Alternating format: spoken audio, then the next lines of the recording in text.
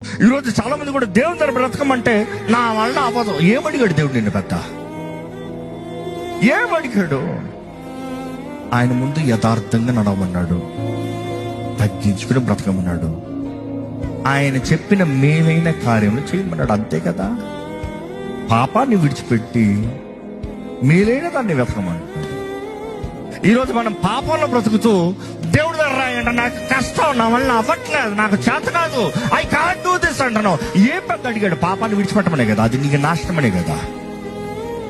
ఈరోజు దేవుని వాక్యం అంటే నన్ను జ్ఞాపకం చేసుకోండి.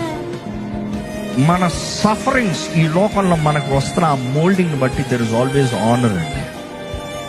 ఈరోజు చాలా మంది గౌరవాన్ని పొందాలని ఆశపడుతున్నాం, హెచ్చింపుని పొందాలని ఆశపడుతున్నాం.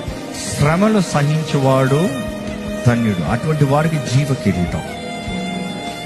Because in suffering there is a process that is happening. మీలో ఒక ప్రాసెస్ అవుతుంది, మీలో మోల్డింగ్ జరుగుతుంది, మీలో లిక్విడ్ స్టేట్ మారుతున్నారు సాలిడ్ స్టేట్.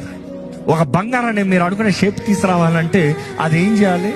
ఆ అగ్నిలో కాల్చబడి దాన్ని స్టేట్ మారాలి, లిక్విడ్ స్టేట్కి వస్తే అప్పుడు మరలా రీషేప్ చేస్తాం ఉంటుంది. దేవుడు కూడా శ్రమల్ని మన జీవితంలో అనుమతిస్తానికి కారణం మనల్ని మోల్డ్ చేస్తానికి, మనల్ని మారుస్తానికి, మనల్ని సువర్ణం వల్లే బయటికి తీసుకొస్తానికి.